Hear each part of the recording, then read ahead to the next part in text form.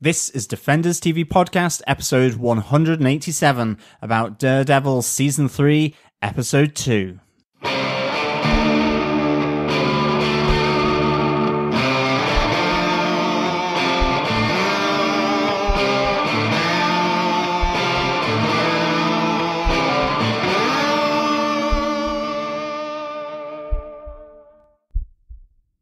Grüezi, Defenders, and welcome back to Defenders TV Podcast as we cover Daredevil Season 3. We're on Episode 2, which is Episode 187 of Defenders TV Podcast. I am one of your hosts, John.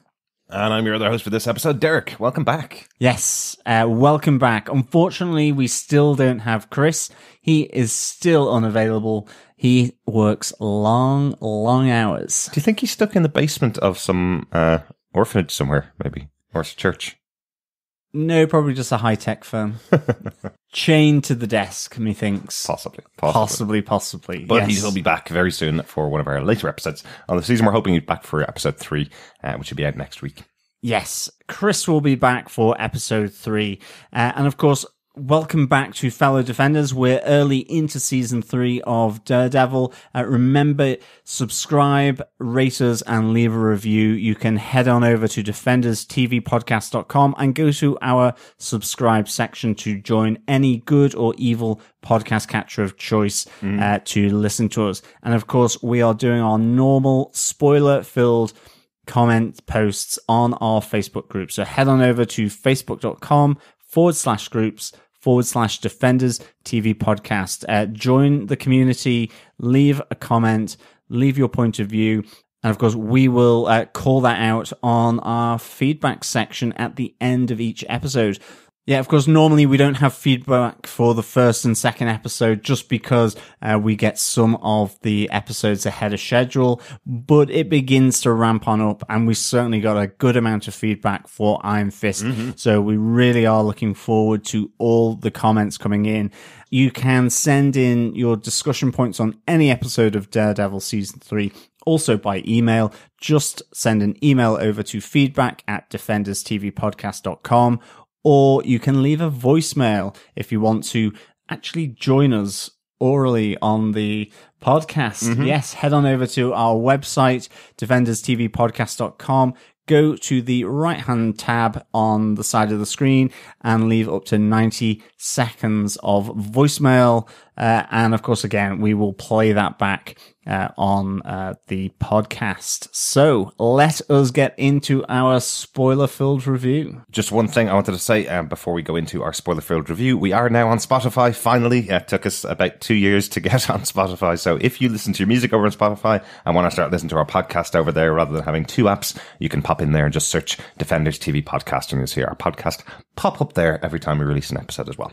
Excellent, yeah. Spotify, that joins Apple Podcasts and Google Podcasts as well for your podcasting pleasure, fellow Defenders. But Derek, yes, back to the episode details. Who directed this episode of Daredevil? And why did I say Grüezi at the start of this episode? Well, this episode was directed by Lucas Etlin, a man who was born and raised in our current hometown, Basel, in Switzerland. And Grüezi is how the Switzerlanders or the Baseliers greet each other.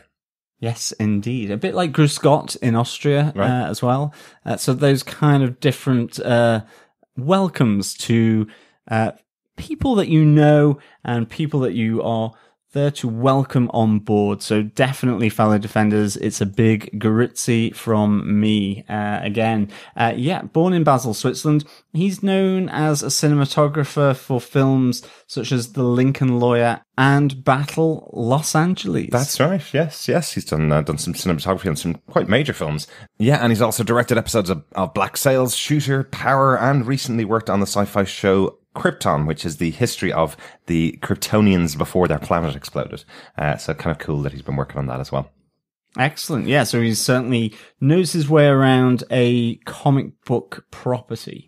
Absolutely, absolutely. Welcome aboard, Lucas. First episode of a Marvel show that you've directed. Hopefully we see some more of it in the future. The episode was written by Jim Dunn, most recently worked on a show called Hand of God for Amazon, which stars Gareth Delahunt from Fear the Walking Dead. I know I have lots of Walking Dead friends who listen into our podcast and are big fans of Gareth Delahunt and his work on Fear the Walking Dead. So check out Hand of God and see what Jim Dunn did over there with that show, and see what Gareth Delahunt did over there too, I suppose. Yeah, absolutely. And interestingly, Jim Dunn was formerly a podcaster when he first started out going and setting up his career as a screenwriter over in Hollywood. Himself and his writing partner moved from the Midwest. They were both restaurateurs and moved out to Hollywood and set up a podcast called Sam and Jim Go to Hollywood back in 2005.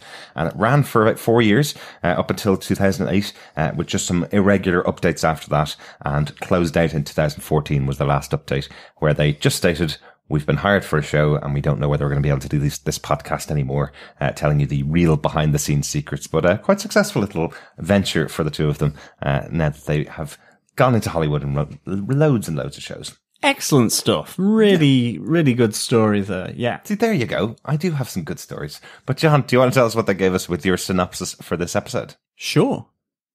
With Vanessa at the forefront of his thoughts, Wilson Fisk makes his deal with the FBI, giving them intel to take down a violent Albanian crime gang in New York.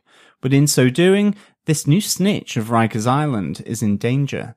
Attacked in the prison gym, the FBI move to protect their source and begin preparations to move him to a safe house. Meanwhile, Matt Murdock, recovering from his injuries after protecting 2 New Yorkers from muggers, continues to push back against Sister Maggie, Father Lantom, and the church. As he goes after the muggers from the previous evening, he promises to protect Hell's Kitchen in the name of Daredevil, no longer a servant of God. Elsewhere, Ellison at the New York Bulletin asks a reluctant Karen Page to investigate the police report of a mugging in Hell's Kitchen. After learning of a mass vigilante in black, she races to tell Foggy, firm in the belief that their good friend Matt Murdock is still alive. As Wilson Fisk is moved from Rikers to his new secure accommodation, the convoy is attacked by the Albanians, looking for blood. In the ensuing chaos, with all the FBI guards killed and the Albanians closing in on him, a sole surviving FBI agent with a precise aim and a deadly shot manages to save Wilson Fisk. A very precise aim on that FBI agent. Yeah. Oh, absolutely. Great scene, actually, yeah. Yeah, let's get into our first case note number 1, because it's probably one of my favorite lines in the episode, as we hear Ray describe to District DA why he needs Wilson Fisk out of prison with the line, "Tonight, the town of New York is safer because of Wilson Fisk." Ooh, I love the response from the police chief afterwards. It goes, "Now I want to throw up." Yeah, absolutely. I mean, this is a really interesting turnaround. I mean, you know, Wilson Fisk has this monologue really as he's being transported to this new safe accommodation after he has done this deal, which makes New York safer. You know, he's offering up the other gangs of New York, and he's started with the Albanians, and you know, it's cost no loss of life. It's taking down some corrupt public officials, and they have the accounts where they can follow the money. Mm-hmm. But it's really interesting, you know, that he's doing this because of Vanessa. He wants to protect her.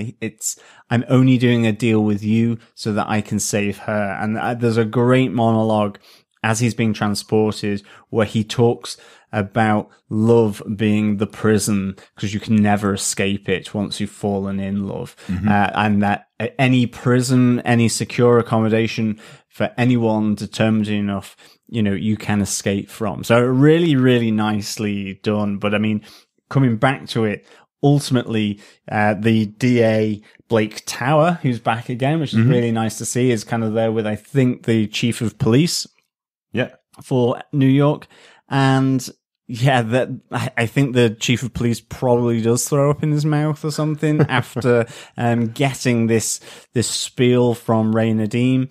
And again, You know, you could listen to Ray Nadeem talking to them, persuading them that Wilson Fisk needs to be taken out of Rikers Island and taken to a kind of almost like a witness protection program type setting, more secure accommodation, but ultimately out of prison. You could read this kind of either way, I think, with Ray Nadeem. He's certainly advocating here for Wilson Fisk, which is really interesting. And he's certainly persuaded his boss that he should also continue to be the point of contact with Wilson Fisk. Because after all the Albanians have been arrested in that swoop, it looks like this whole operation is going to get moved to 2 other FBI agents. So Ray Nadeem is very good at persuading people. He's certainly advocating for Wilson Fisk here.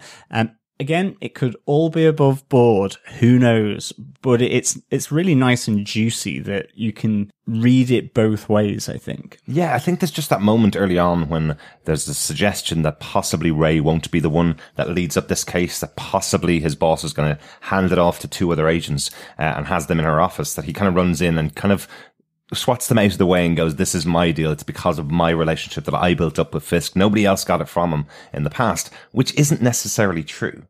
This whole thing has come about, as you mentioned, and as Wilson Fisk mentions in his speech, the whole thing has come about is because somebody's putting pressure on Vanessa, because the FBI have been putting pressure on Vanessa. It had absolutely nothing to do with Ray's relationship at all.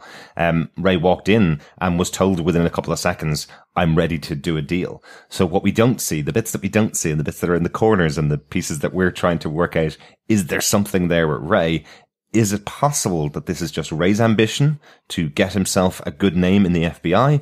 Or has he done a deal with Fisk that would allow Fisk to get out of prison? Was the attack on Fisk arranged? The one that was in the weights room where the guy comes up behind him. Fisk obviously knows him because he allows him to spot while he's doing his weightlifting. And then the guy shivs him once and Fisk turns on him. And you're wondering, did Fisk set all this up so he can actually get his own way out of prison? The Albanians attack the van. He does look quite scared in the van. One moment that I really love, which shows Fisk's real strength as well as he pulls his handcuffs out of the floor of the car. That was really good. Like they're supposed to be there so that nobody can pull it out of the floor, but Fisk is able to do it, just showing his strength. So nice little nod to his comic book power, I suppose. Definitely. And I mean, certainly I think Fisk is playing the angle. He's working this situation as well, not in terms of his feelings for Vanessa, but certainly he is making the most of the attack on him in the gym to kind of try and get some kind of better position. And that is to get himself out of prison, because it is that what next step to freedom for him. And again, it comes back to that monologue that he talks about love being the ultimate prison. He says any determined man can escape prison, as he's being driven by the FBI out of prison to a kind of witness protection program. So it's immediately changed his situation for the better. So I definitely think he's working the situation there. And, you know, he is that target in these walls. He's really trying to get that aspect honed into the FBI so that he can get this release ultimately. So I really enjoyed seeing him play that angle, basically. And again, it is, to what extent is Ray involved with that playing of the angle? But I do think the attack by the Albanians was absolutely genuine. I don't think that was necessarily set up by him. Right. I don't get that sense anyway, but maybe he has. Maybe it is that well thought out and planned, potentially. So I really enjoyed that. You just don't know with Fisk, and as you say, because he's eulogizing and giving one of his wonderful speeches in the back of a police van, which he did back at the end of season 1 before he did the flip into becoming Kingpin as opposed to Wilson Fisk. That's what makes you think that he's got all of this situation under his control. Yeah, definitely. I love that moment as well that Ray talks about the lawyer again. He mentions Ben Donovan almost ruining the whole deal for Wilson Fisk because of this huge book of rules and regulations that he's put together to do the deal with Wilson Fisk. It's just, once again, you know, if you've got Ben Donovan in your corner, he's going to protect you completely and totally as long as you pay his bills. Absolutely. I think it was really nice as well when Ray Nadeem comes in and says to his boss, he goes, Fisk is my kill. I want to feed first on it. Like, really, really good. But again, some more interesting kind of comments that can be looked at either way, where he goes, there was an unexpected and special relationship between Ray and Fisk, between me and Wilson Fisk. Is that like a special relationship as in he pays you and you become solvent again? And, are you actually in his employs? Again, I really like that grey area with Ray Nadeem, and even just knowing how good Wilson Fisk is at planning stuff out. It's just nice to think that he is pulling levers, twirling knobs and all that kind of stuff to get himself into a better position to ultimately free himself from prison and custody in general. Yeah, let's talk a little bit about that final scene as well, because as it stands in this episode, the end of episode 2, we don't even know if Ray makes it to episode 3 at the moment. Ray Nadeem is in the front of the car. He's taken the blast of the explosion. We see the car is completely bulletproof because there is that fantastic moment as the Albanians start to approach the car and shoot 6 bullets into the window while Fisk is looking at it and none of them penetrate. I love that moment that you see how strong the car is. But before Wilson Fisk gets out of the car, he does call for Officer Nadeem from the front seat, and you don't hear any response at all. So no, you just see him suspended, still strapped into the seat upside down. So Ray Nadeem, maybe all this speculation from us is for naught, but I think he's just kind of been concussed and knocked out from the blast that has upturned the car. It's a great little scene seeing all the gunfight outside from Wilson Fisk's point of view, because it is totally from his perspective. You see all the FBI officers being taken down, and then gradually from the smoke, these other armed characters coming towards them. They're firing guns at the car. It doesn't work. Next thing, they've got a rotary saw going, and then all of a sudden, out of nowhere, they are getting taken out by this kind of lone gunman walking up. And he is wearing an FBI kind of special agent outfit or body armor. He definitely looks like an official member of the FBI, but he is very good with his gun, and he's also very good with knives as well. He certainly likes to hit the mark, shall we say. And we're going to leave our speculation right there on who that character is. We're going to call him Mysterious FBI Agent.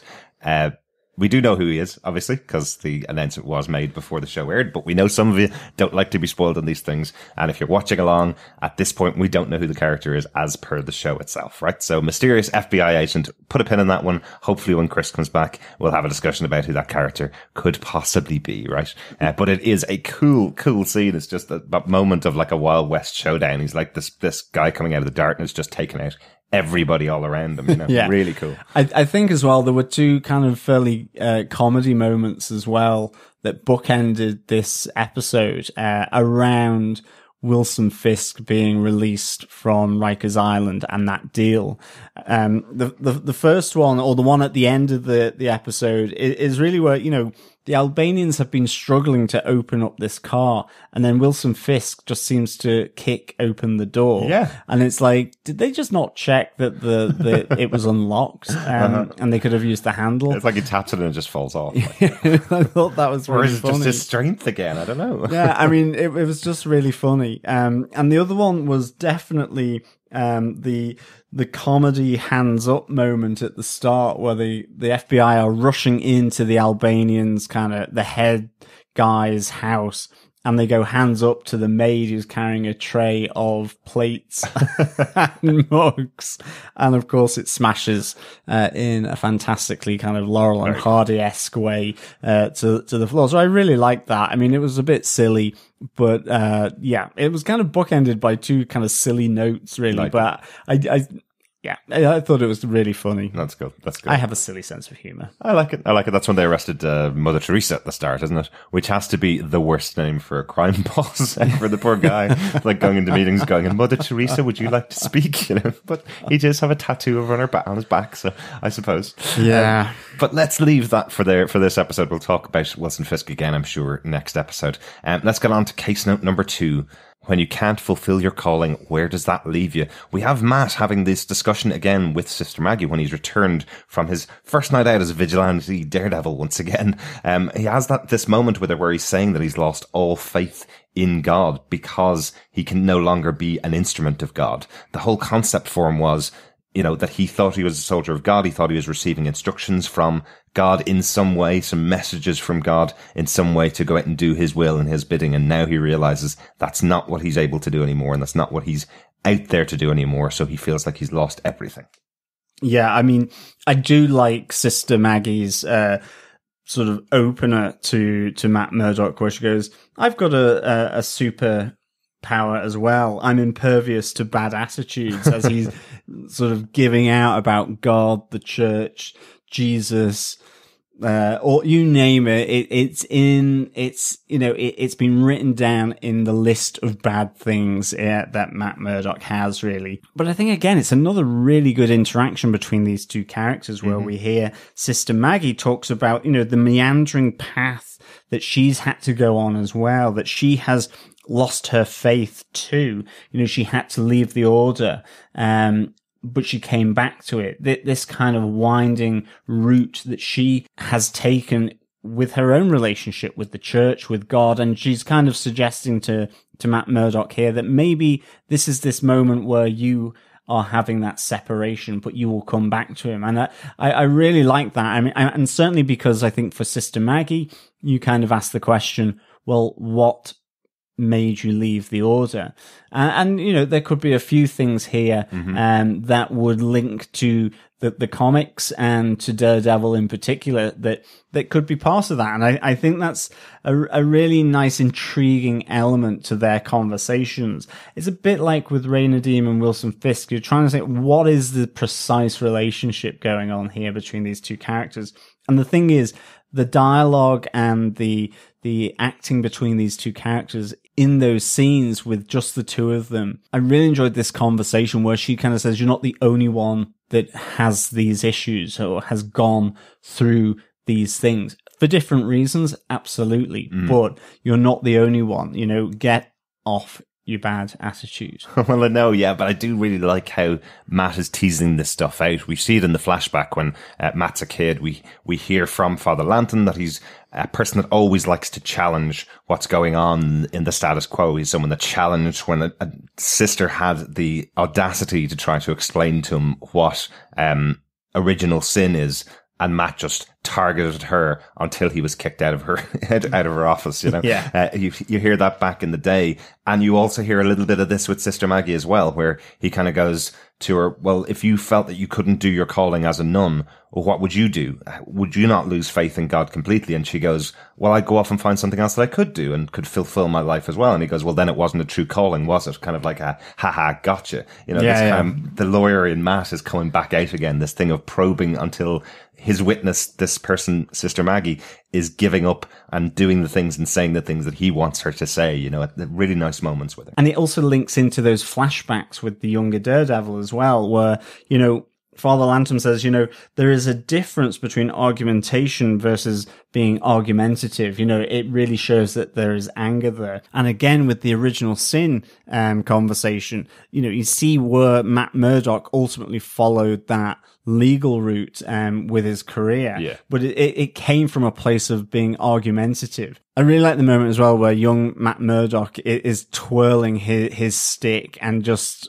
he knows that Sister Maggie can't pin these beatings of the older kids on him because, as Father Lantom says, who's going to tell anyone, who's going to admit that they were beaten up by a blind kid? So yeah, I really like these moments between these two characters and with Father Lantom. And certainly I think, the two of these characters really give as good as they get.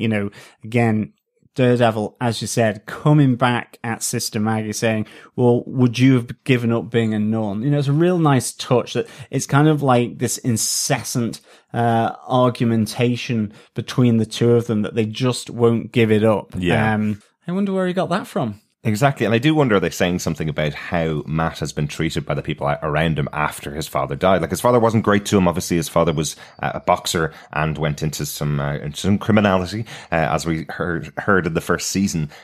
But when his father was killed, he was passed on to the orphanage. And it feels like from then on, he did have people that supported him. Father Lantham is probably as close to giving him a little bit of a way out at times by saying, you know, losing your sight was the worst thing that could possibly happen. But then he had Sister Maggie to deal with, and then he had Stick to deal with. People who don't respect him, or at least don't treat him with kid gloves all the time, you know, because of what he's gone through. They treat him like anybody else, or they even push him further than they would with anybody else so that he doesn't fall into that trap of self-pity. This is what Sister Maggie's trying to do to him in these discussions. She's trying to make sure that he's not just falling into this vat of self-pity. But he has that moment going, wouldn't you grieve if you lost the only ability that you knew you had? And she goes, yes. And he goes, well, then leave me alone. Let me grieve. And when I've done grieving, I'll then choose my path, kind of thing. Yeah, no, absolutely. Really, really good. I think with that, on to case note number 3. Karen gets a new story. Yes. Poor old Mitchell Ellison is having to persuade Karen to take a story that she is going to look at and investigate. I think it's a real nice moment where he goes, it's one thing to run a story, it's another to let the story run you. And he's kind of referring to here her obsession with Midland Circle, and certainly trying to find what exactly happened and whether there's any trace of Matt still alive underneath all the rubble. So it's a really nice moment. It's great to see Mitch Ellison back as well. Yeah. I really like this guy as the editor-in-chief of the New York Bulletin. I think, you know, it's that real nice familiarity of a boss and his employee that get along. He knows what she's like. She knows what he's like. And ultimately it comes to the point where he says, look, just run with this story. You know, I've picked this because I thought you could do a good job on it. And reluctantly, Karen goes to look at this story involving the father and daughter that was saved by Daredevil. Yeah. And it is interesting, isn't it? There's a little dropped line from Ellison about the fact that she has done many stories about Midland Circle. I'm kind of glad they had the drop line in there, because this kind of scene with Karen has been used quite a few times, where she just ignores what the editor-in-chief of the newspaper is saying and wants to pursue her own stories. But he does make the comment that the stories she's done about Midland Circle have been brilliant. They've been some of the best written stories. And he goes, and I'm actually jealous of the writing that you've done on them. They're really good, but you need to take a break from them, is what he's saying to her. So I'm glad they did have a little bit of a dropped line in there. I do wish sometimes we'd get a moment with Karen writing a good story, which is a story given to her by the editor of the newspaper, the person that she works for, the person who's had, 10, 15, 20 years in the business and should know the newspaper very well, as opposed to Karen just walking in one day and going, I'm now a newspaper reporter, which is what it seemed like at times. But he is saying that she does do good work and he is very jealous of her writing. So at least we have a little bit of confirmation that she is a good newspaper reporter now, right? Yeah, absolutely. And I mean, I do like the way that Karen, when she goes to the hospital, so the two people involved in that mugging and who were saved by Daredevil is Mr. Kazemi, who's a wealthy realtor, with his daughter Nida, who really doesn't want anything to do with Karen. I like how she gets her to open up to Karen, to really let her in to tell the story. And I mean, ultimately, that story involves Karen hearing of this kind of masked vigilante in black, and immediately her thoughts go to Daredevil. But I think just rewinding a bit on that, I really like the comparison that Karen does with Nida, the girl who's in hospital waiting on her father to recover. She doesn't want to talk to Karen because she sees Karen as the paparazzi, that the story will be made up anyway. And Karen kind of confirms this. She says, if you don't speak to me, then another newspaper will simply run with some kind of lie. And through that, we get this reveal and a bit of a backstory of Karen about her hometown, a small town where they all believed that she killed her brother. And it wasn't true, but it snowballed into that lie, into that myth of Karen. And she makes that connection between the paparazzi doing that in the middle of New York, making up stories that make no sense, and small town, close community, everyone knows everyone else, but they're not sure of all the facts and run with their own story in the head that then just snowballs out of control, leaving, someone to deal with having to really kind of take back the truth on that. And it feels like it's a long time since we've seen Karen do that type of delving and persuasion in order to investigate and report on a story. But I mean, ultimately, it does lead to a bigger thing here, which is she now believes that Matt Murdock is alive. And I kind of like to think that Mitchell Allison knew about this masked vigilante from the police report that came through on The Wire or whatever, and that's why he put her on it. I think it kind of would be a nice thing. Maybe. All I had in my head was possibly that he was sending Karen down there because she would be able to have this conversation with Nita, that she is someone that's gone through an experience in her past, and maybe she could be able to use that to persuade Nita to talk to the newspaper, to talk to the Bulletin. What we kind of hear from the description of the family, effectively, is that Mr. Kazemi is a very wealthy realtor, and his wife is on one of those TV shows, one of those Housewives of New York type TV shows. So she's very famous in her own right for reality TV. He's very famous because he's really wealthy in the realty business, and she's taking the brunt of it. The daughter is taking the brunt of it as because of the reality star nature of what the paparazzi are following, and she's had to deal with this all of her entire life. And she's only gone out to dinner with the father to make up the relationship again. We hear that from her as well. I like that Karen uses her backstory, uses this story that we haven't actually heard the details of at all yet. I remember back in season 1, we were so desperate to get the story of Karen that we paused the screen on a newspaper article from her hometown describing a car crash that possibly we were saying killed her brother. It was a very small article in a very small moment at the beginning of season 1, and it was referred to by all the people around as if we as the audience should know the story of Karen, but they've never delved into it. So I'm really hoping that this moment is kicking off a backstory for Karen. Oh, me too. Where we see a bit of her family. We hear that this story by the newspaper tore her family apart and she ran away and went to New York because of that story, which we kind of sort of knew. We knew something in her past had driven her away, but I'm really hoping that we're finally going to get something from Deborah Ann Woll, an actual backstory for her character, because it's just gone on way too long now. We're 4 years of shows featuring Karen Page talking about something that happened in her past. I want to know what it is. Yeah, definitely. And this is a good enough start for me. So I really want to see how that plays out so that we get some real meaty backstory about Karen. I think that'd be really good. But talking of meat, and given that she has found out that a man in a black mask arrived, where does she go to? She goes to the Nelson Family Butchers. Case note number 4. Yes, I never knew this. Foggy has butcher lineage in him. We should have guessed this, though, because it's mentioned in Defenders and it's mentioned in Daredevil Season 2 when the relationship starts to break down between Matt Murdock and Foggy Nelson. He says, well, I could always go back and be a butcher. That's what my parents always wanted me to be. And we just thought it was a bit of a throwaway gag, but it's not. The family are a family of butchers, and his parents have been saying, can you come back and take over this bloody business and get away from those upper class citizens of New York and get away from your law business? It's really interesting to see them back together and see that there is a real answer as to why he's being told not to be a lawyer, to be a butcher, which seems like a strange career decision.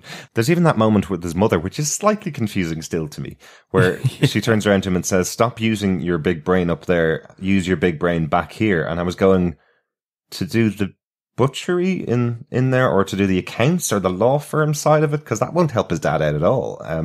Like, I would understand if she was saying, come over and take on the business side of here, we need your help. But she's telling him that the reason that she wants him back is because his father's getting too old to do the butchery. She's telling him to leave the law firm of Hogarth, Benowitz and Chow, or just Benowitz and Chow now, to come back and work in the butchers. Which is quite an interesting thing to push to Foggy Nelson, isn't it? Well, that's it, because I kind of thought that she was trying to persuade him to come back, obviously because his brother, it's too much for him. He's good with the butchering and doing the cuts of meat. You know, he's a skilled butcher.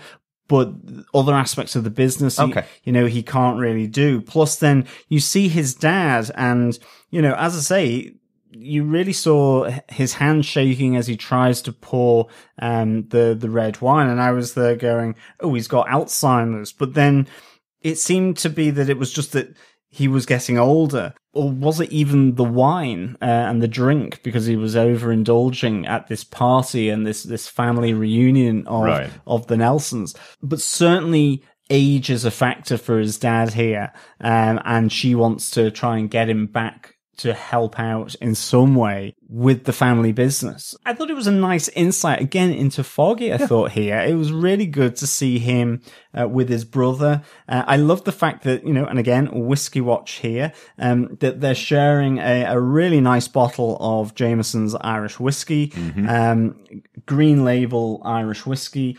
I think it's either Special Reserve 18 years or it is the Special Vintage Reserve. So it was really nice. So that's the whiskey watch for this time. And I thought it was quite funny that, his dad is sort of giving out to him for drinking this expensive red wine when he's got a really nice bottle of Irish whiskey there, and triple distilled, smooth as a cucumber, so really, really good. But I'm wondering, is that the gag from his dad, where he's going, why are you buying this really expensive bottle of red wine when we have a really expensive bottle of whiskey from the home country that you can drink downstairs? Is that the gag? I think it might be, because he does give him a good jab for kind of bringing this bottle of wine to a old Irish dinner, effectively, So yeah, I mean, I hope that it is, to be honest, but it could just be a quirk of fate, or a quirk of the writing. But I really enjoyed this interaction with Foggy and his family, and then seeing Karen come in and go, he's alive. I thought it was really, really nice, for sure. And I think just the other point is that, we gave a Gritzy at the start of this episode, and there was a Sláinte in here as well, yes. Which is kind of like cheers or good health in Irish. Exactly. So if you're out having a pint, or if you're out having a little shot of whiskey, always say Sláinte to your friends around you. Yeah. Before you take the drink, of course. And they won't know what you're saying. And then you have a little story to tell them. Exactly. The other good one is bottoms up, of course, or down the hatch. They're the other good ones. But yes. But not Irish. Enough of cheers and so on. I'd love to know how you pronounce that in Irish, actually. Sláinte? No, bottoms up. Sláinte. That's how we pronounce it. Okay, grand. Right. We don't do translations of those types of terms, John. But I love this, because back in Iron Fist, I was talking about the fact that we could do the episode synopsis in Irish one time for our audience if they wanted me to write it out in Irish for them using Google Translate. And then in these episodes, we're starting to get the Irish family all saying Sláinte to each other. We see Irish flags all around Foggy Nelson's house as well. So quite cool to see that. Yeah, it was kind of interesting in the butchers, because they did have a good old string of sausages there, which definitely looked like good old Irish sausages. Mm-hmm. But certainly the kind of cured meats that look like salamis, I was thinking, they don't look quite so Irish. They're more kind of Italian delicatessen, still a New York butcher's, remember? It's not a butcher's in Dublin. So they will serve other stuff. Put some black pudding or something like that. You could see that there, or white pudding. Right. Well, let's get away from all of the foods that we missed from Ireland, John. There is that moment with Karen telling Foggy that she thinks that Matt is back, and saying, wouldn't you want to know if your best friend is back? And Foggy immediately dismissing it, saying he knows that he's dead. He knows Matt is dead. If Matt wasn't dead, Matt would have called him by now, right? Yeah, exactly. Would he have? Because we know he wouldn't have, unfortunately. We know he's said to Sister Maggie he's not going to disturb any of his friends at all. Let's get on to case note number 5. Matt makes the realization that he is Daredevil. Kind of similar to that attitude or that idea in DC Comics that Superman is Superman and Clark Kent is the Mask. Matt Murdock is making the realization that he's Daredevil, and that the Matt Murdock side of his personality, the church-going lawyer, is the cover for him when he's not out protecting the streets of New York, or of Hell's Kitchen. We hear that he used to listen to people who were praying to God in the church and kind of pick up on what they were praying for, and then go out and do it as Daredevil, as the instrument of God. But now realizes that God was never involved in that. That was all his choice, all of his ideas. Yeah, it's his abilities, and he is the one that uses them. And so we get that moment where I do kind of really like the look of Father Lantom as Matt Murdock. You know, he recounts this about listening to the prayers of others when he was a younger boy, again in a flashback, and he goes, "I'm Daredevil, not even God can stop that now." You know, Father Lantom is kind of like, oh my goodness, what have I unleashed? But he goes out to prove that now to himself in this moment where he goes to track down the attackers of the previous night because of their dry cleaning.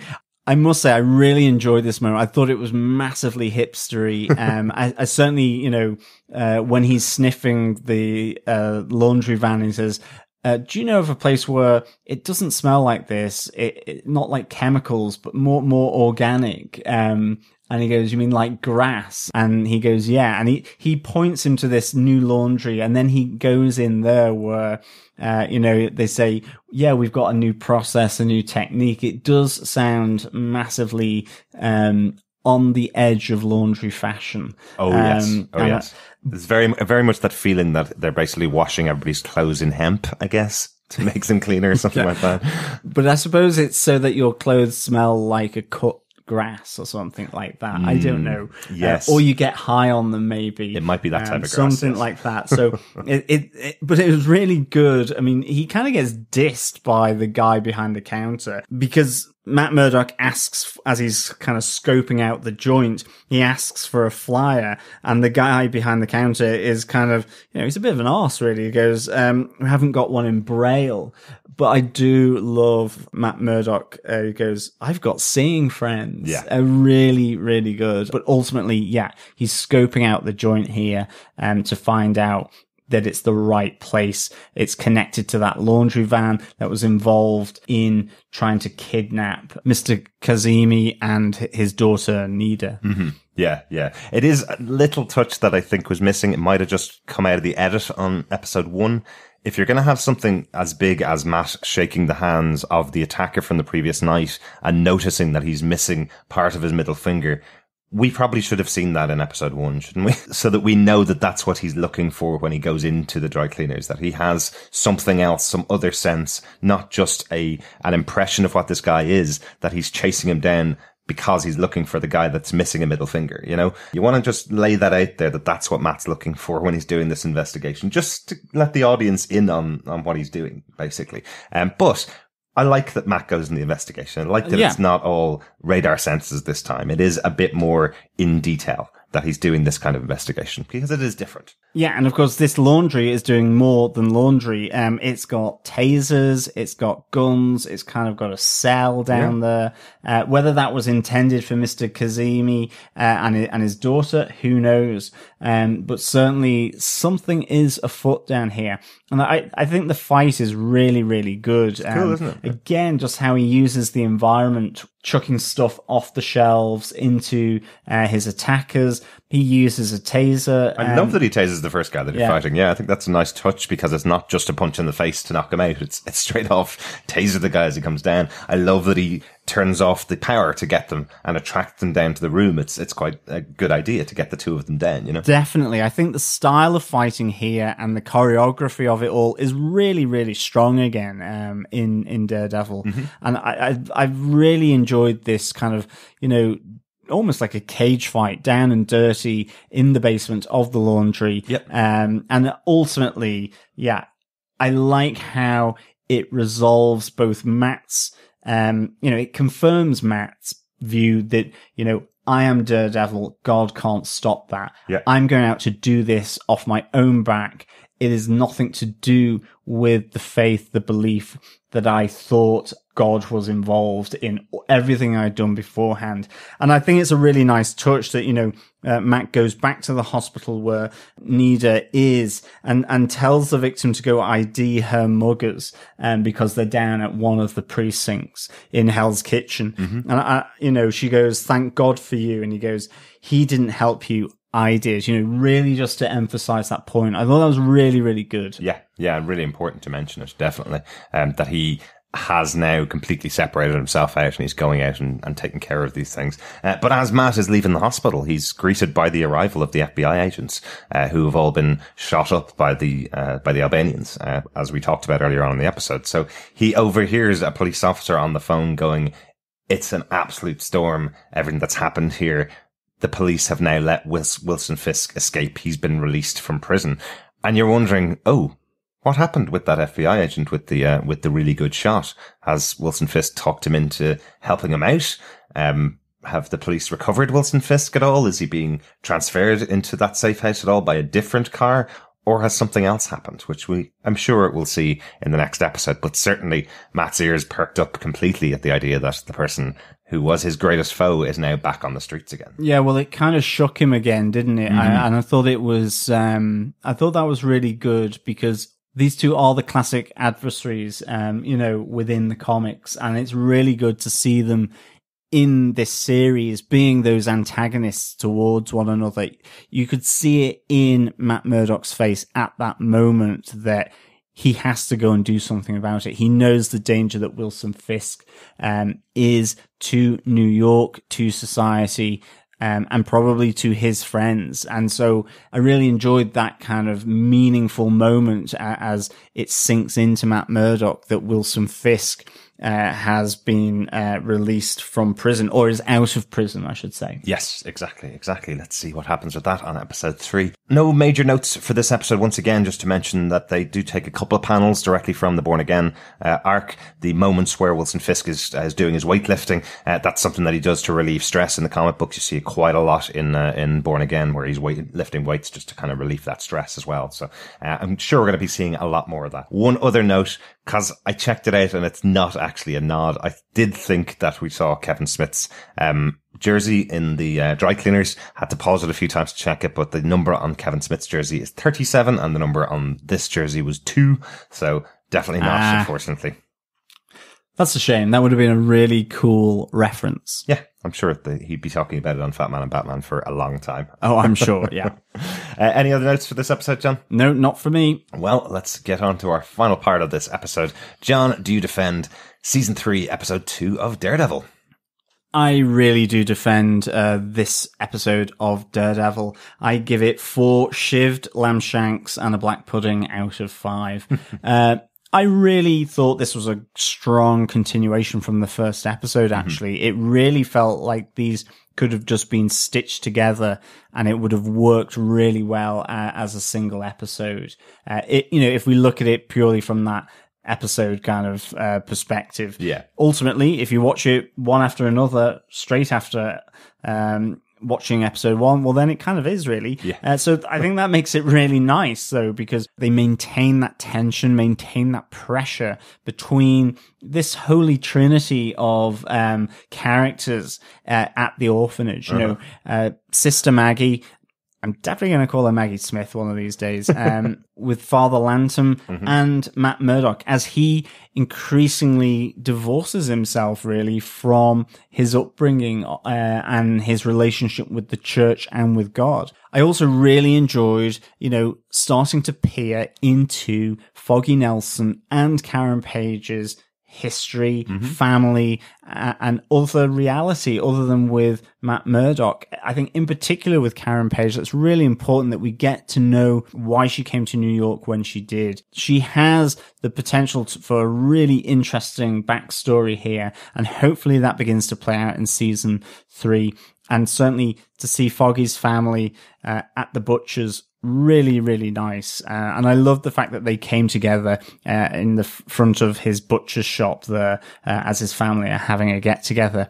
In some ways, though, it feels a little weird in that I'm kind of like going, how come season 2 didn't focus so much on these two characters? This feels kind of more like a season 2 of Daredevil in terms of focusing more on these characters. I think because you had Elektra, because you had the Punisher, it was very much focused around those relationships with Matt Murdock and not his two closest friends of Karen Page and Foggy Nelson. So I'm really enjoying this reconnection with these characters. And again, Wilson Fisk and Ray Nadeem, like, what's going on there? Who knows? I think it might be murky. I think it might be a little bit underhand. And I think that Wilson Fisk ultimately may be one of the best strategists out there and evil guys in the Marvel Netflix universe. I really, really enjoyed that. The fighting's great. The action scenes are great. And of course, we get that tantalizing lone gunman as well at the end, who certainly has a very good aim. So yeah, really do defend this episode. Really enjoyed this episode of Daredevil. And the next episode is just going to start with the funeral of Ray and Nadeem. Yeah. Just because we've been talking about it in this episode. But it just proves that we haven't watched ahead. Yeah, absolutely. Derek, do you defend this episode of Daredevil? A quick one for me. Yes, definitely defend it. It's nice to see this storyline continuing the way it is. I like that you take the character and you start to strip away the layers of Daredevil. You take away his connection to God. This is a really important connection for him, that things that has defined his life all the way through it. I also like just a comment that after 10 episodes of Iron Fist, which we really, really enjoyed, which had a really different fighting style, I like that we have a very distinctive fighting style from Matt Murdock once again. This boxing style that he has and that he's grown up learning. I love that we get to see that completely differently in the fights. They're much more scrappy. As you said, John, they're much more like cage fights, cage boxing matches, and they should stand completely separate from Iron Fist, So nice to have that in here as well. But really intrigued by the story, really excited to see, a couple of the newer characters and what's going to happen with them, and really excited to see if Wilson Fisk is out on the streets now when we get back with our next episode. Once again, no feedback for this episode, as John mentioned earlier on. Our fellow defenders are hopefully watching the episodes and writing your feedback as we speak. If you want to send us in any feedback, just email us to feedback@defenderstvpodcast.com. Pop over to our website at defenderstvpodcast.com and leave us a voicemail of up to 90 seconds of your thoughts, or record an MP3 of your thoughts and email it to us at that email address, and we'll play it on the podcast and discuss it on future episodes. That's it, fellow defenders. Yes, we have options for feedback, options for discussion points, options for comments. Of course, there is our Facebook group as well. Head on over there, join us if you're not already a member, and you can interact with the community, with the group, on the spoiler-filled comment posts that we put down. So if you're not at that episode, of course, don't go into it. Otherwise you will get spoiled. But please head on over and join the group over on Facebook. And of course, please subscribe and join the podcast community of Defenders TV Podcast over at the podcast catcher of your choice. Yes. We'll be back next week with our next review of Daredevil Season 3, Episode 3. Chris will be back for that one. Looking forward to him joining us. Thanks so much, fellow defenders. Talk to you soon. Yes, when Chris is back, we've got podcasting friends. Yes. Thank you, fellow defenders, for listening. As always, it is a pleasure speaking with you, and we'll be back with you again soon. Bye.